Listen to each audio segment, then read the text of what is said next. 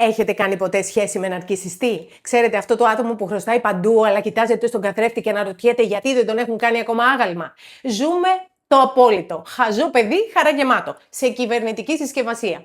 Δείτε παράδειγμα τον Άδωνη. Ο άνθρωπος δεν διοικεί υπουργείο. Κακά τα ψέματα. Κάνει stand-up comedy. Σου λέει: το σύστημα υγείας πετάει. Οι ασθενείς δεν υπάρχουν πια. Όλοι γιατρεύτηκαν. Με τηλεπάθεια. Του φωνάζουν οι γιατροί: δεν έχουν προσωπικό, δεν έχουν γάζες. Τίποτα αυτός εκεί. Μην είστε μίζεροι, ρε. Αντί για γάζα, βάλτε το επάνω στην πληγή μια selfie μου.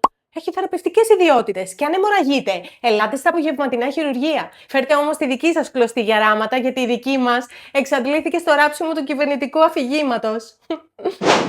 Αλλά τι να σου κάνει κι αυτός, παιδιά. Γραμμή Μαξίμου ακολουθεί. Εκεί ο Πρωθυπουργός ζει σε ένα δικό του παράλληλο σύμπαν. Όλα τέλεια. Είμαστε φοβεροί. Είμαστε οι influencers της Ευρώπης. Λογικό, αρχηγέ μου.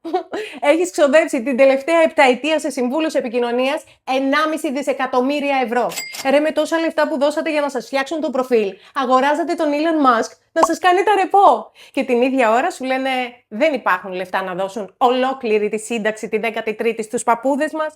Δηλαδή για να φτιάξουμε το προφίλ του Πρωθυπουργού στο TikTok, λεφτά υπάρχουν. Για τις συντάξεις έχουμε δημοσιονομική στενότητα. Και η φάση απογειώνεται στην εξωτερική πολιτική. Ο Ερντογάν, παιδιά, μπαίνει στο Αιγαίο με τσαμπουκά, παίρνει το μισό αρχιπέλαγος, κάνει βόλτες και ο Γεραπετρίτης κάνει τεράστιες υποκλήσεις που στο τέλος θα πάθει δισκοπάθεια. Εδώ πάνω σε μένα η μέση μου. Μόνο το ευχαριστώ δεν ακούσαμε που κλέβουν το σπίτι μας. Στο επόμενο ραντεβού τους βλέπω να τους πηγαίνουν δώρο και τα κλειδιά των νησιών μας. Του λέω αυτό και φεύγω. Η επαφή τους με την πραγματικότητα είναι σαν τη σχέση μου με την πυρηνική φυσική. Ανύπαρκτη. Τους βλέπει ο κόσμος στο δρόμο, πάνε σε πανηγύρια, σε γειτονιές, σε νησιά. Και οι πολίτες τους διώχνουν κλωτσιδών. Τι κάνουν αυτοί? Σκοντάφτουν, πέφτουν, σηκώνονται, ισιώνουν την κραβάτα, βγαίνουν το βράδυ στα δελτία των 8 και λένε αποθεωτική υποδοχή από τους πολίτες. Έλα κοντά να σου πω. Έλα κοντά. Σας χαίρομαι. Αυτά.